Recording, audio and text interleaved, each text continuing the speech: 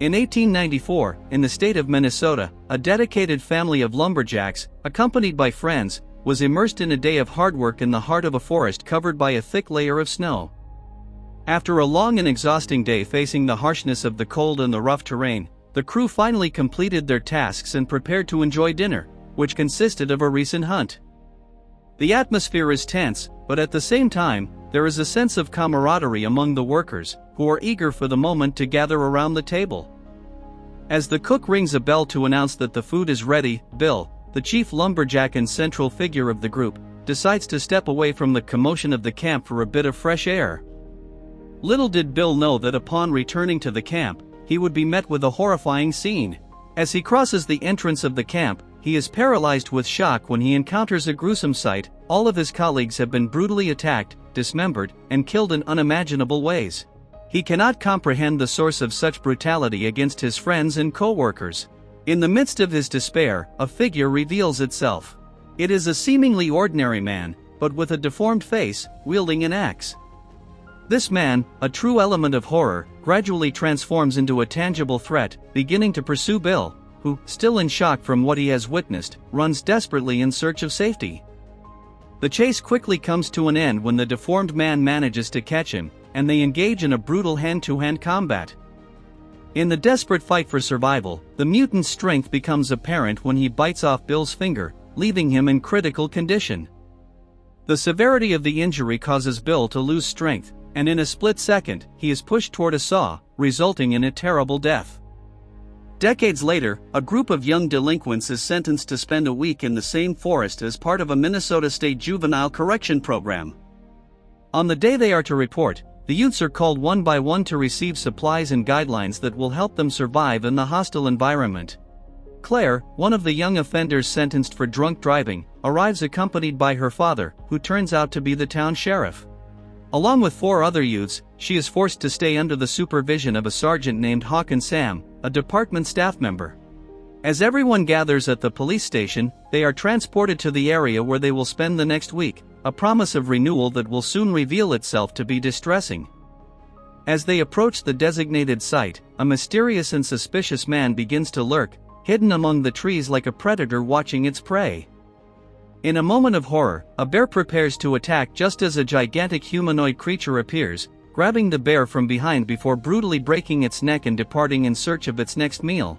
Once the group arrives at their destination, they begin to settle in, pitching tents and preparing a campfire. With everything set up, the instructor Sam decides to encourage the youths to start a group therapy session, where each shares their stories about what led them to be sentenced to this program. As the youths share their tragic experiences, the mysterious man watching from the trees makes a sudden appearance, shouting that he saw what happened. The sergeant emerges from his cabin and seems to recognize the man, who calls himself Mix. He reveals to the youths that Mix used to live in the forest and, although his behavior is quite eccentric, he does not pose a real threat.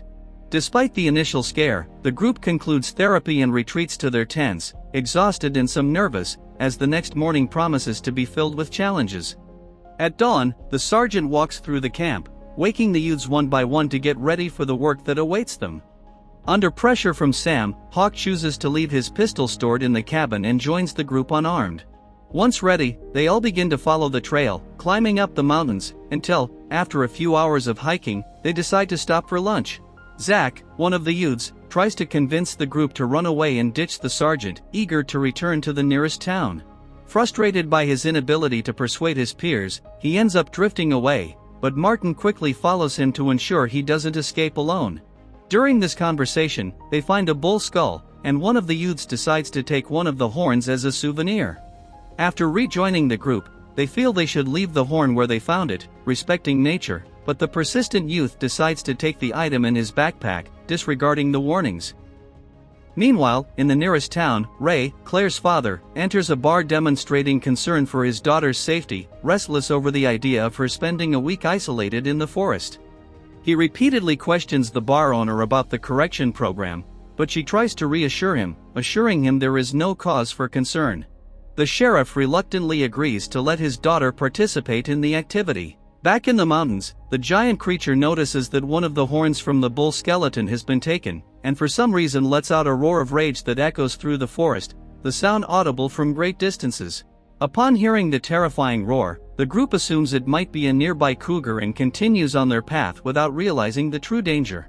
In the meantime, the group takes a brief break to rest and catch their breath. While they are resting, they hear a thunderous sound of heavy footsteps approaching. Trish, distracted and texting in a spot with weak signal, does not notice imminent death. The giant surprises her from behind, and in a brutal action, strikes her with a fatal axe blow, splitting her body in half in a shocking scene of horror. With the sergeant trying to arm himself to defend the group but remembering he left his weapon behind, everyone panics and runs back to the camp, splitting into two groups. One consisting of Sergeant Hawk, Sam, and Claire, and the other formed by Martin, Rose, and Zach. When the giant tries to approach the second group, a huge branch breaks and strikes Rose, injuring her badly.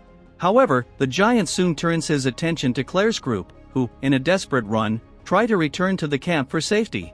After running for a while, the team stops and believes they have evaded the creature when suddenly it appears right in front of them. The sergeant decides he must sacrifice his chances, putting himself forward so the rest of the group can escape. He receives an axe blow that separates his torso from his legs, but even so, he remains alive, generating a fierce struggle between the will to survive and the brutality of the giant. He begins to shout and insult the creature, trying to divert its attention while the group seeks refuge. Despite managing to irritate the giant, Hawk does not escape and is crushed by the huge aberration. As they return to the safe location, the two groups meet, and they all finally reach the cabin. While tending to Rose's injuries, they wonder about the nature of that creature and the reason for its attacks, but with the situation critical, they quickly formulate a plan to escape. Sam, determined to protect the group, grabs the sergeant's pistol and heads to the van to guard Martin. Upon reaching the vehicle, he tries to perform a hotwire to start the car, but it takes longer than expected. The tense silence is interrupted by heavy footsteps approaching, and Sam is forced to return to the cabin, as they had been exposed outside for too long. As they take refuge, Paul appears and begins dragging the van, the only means of transportation they have. Tired of the chase and the fear, the creature returns to its abandoned mine and carefully cleans the blood from the axe, as if preparing for yet another act of violence. Back at the cabin, Claire bandages Zach's hand, which was injured in the chaos. At that moment, Mix appears outside, frightened and breathing heavily. He comes in and asks what happened to make the giant so furious. When he sees the horn in Zach's possession, he states that they have made a grave mistake. With a grim expression, Mix begins to recount the story of Paul Bunyan, explaining the reasons why the group is being pursued, as well as the details of the attack on Bill Foreman and his lumberjacks in 1894. Mix reveals that the giant was a baby born with a rare disease that made him grow much larger than a normal human. Due to his strange appearance, everyone stayed away from him, fearing his presence. His only friend was Babe, a wild bull. With the arrival of winter, the animals began to abandon the forest, devastated by the crude energy of the lumberjacks who were chopping down trees at every turn. Supplies were running low, and it was evident that the group needed food quickly. During the search, the lumberjacks found an injured bull and without hesitation decided to slaughter the poor animal, which was Paul Bunyan's only hope. Upon hearing the bell from the camp, the giant ran to see, and upon witnessing the cruel scene of his colleagues feasting on his beloved friend, fury took over. Paul, consumed by despair, launched into a relentless attack, exterminating the lumberjacks who dared to harm him. After the attack, Paul fled until the snow melted, while the locals did not rest until they captured him. The giant was shackled and taken to the town, where he was spat on and humiliated until they imprisoned him in an abandoned mine, planning to blow it up and seal Paul away forever. As the years passed, those who remembered the brutal event died, and Paul managed to escape, taking with him Babe's remains and building a sanctuary for his only true friend. With no one remembering him, the giant lived in solitude, and due to his condition, he continued to grow larger. The story of Paul Bunyan echoed in the forest until the sad day the horn was desecrated. Mix concludes his narrative by warning that they can obtain the creature's forgiveness by returning the horn to its sanctuary.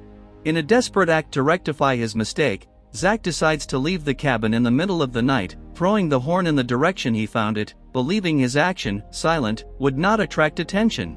However, his idea fails dramatically when the giant, furious, hurls the horn and strikes him in the abdomen. With this action, any hope for forgiveness disappears. Paul, now completely focused on eliminating all who desecrated his home, drags the young man into the dark forest and is determined in his hunt. At dawn, Mix, still unaware of what lay ahead, leaves the cabin determined to fetch his truck to rescue the group from that cursed place. At that moment, the police inform the sheriff about a bear sighting in the vicinity of the camp. Worried about his daughter's safety, the officer departs immediately, armed with a tranquilizer pistol. Upon reaching the forest, he finds the legs of the sergeant and soon spots a giant footprint. Horrified, he runs toward the radio tower, trying to communicate with headquarters for reinforcements, but to no avail. While waiting for Mix's return, a terrifying silence envelopes the cabin, and true terror approaches when Paul appears, striking the structure of the house with his axe. The impact is devastating and the roof collapses, revealing his fury. Paul grabs Rose by the leg, and the group's breathing becomes heavy. With no alternatives, Sam grabs the sergeant's weapon and begins firing at the creature, but her efforts are in vain. After recovering from the shots, Paul throws Rose against a tree, brutally eliminating her. He then corners the group, and when everything seems lost, the sheriff finally arrives, hitting the giant with tranquilizer darts. Taking advantage of the momentary distraction, they start to run toward the sheriff's vehicle, but along the way, they encounter Mix, who tries to stop them at all costs, fearful that they will call for reinforcements. Martin then acts impulsively and jumps in front of Mix's shotgun, taking a fatal shot. While Mix prepares to confront the sheriff, Paul throws his axe at the group, but the attack hits Mix and kills him. With one less obstacle, the trio runs toward the sheriff's vehicle, where Claire takes the wheel while her father tries to shoot at the giant. However, the winding road makes the task almost impossible, and in a moment of desperation, Claire loses control and crashes into the vehicle, leaving them with no choice but to flee on foot. Running toward the road leading to the town, the trio heads for a bridge where a security door should provide protection against the creature. However, the door is locked, trapping them in a desperate situation. When the sheriff wonders if they have any chance of survival, reinforcements finally arrive, and Paul, realizing the presence of an armed crowd, is surrounded. Armed to the teeth, they fire at the giant who, after being hit by dozens of bullets, drops his axe and finally, with a limp body, falls off the bridge, thus meeting his end. The bar owner's radio transmitted a police frequency, allowing her to hear the call for reinforcements, and upon noticing that the sheriff was in trouble, she gathered people from the town to help him. With Paul's threat neutralized, the men take his axe as a keepsake and a symbol of the horrors they faced. Finally, everyone votes to go home safely, relieved but aware that the forest always holds dark secrets within it.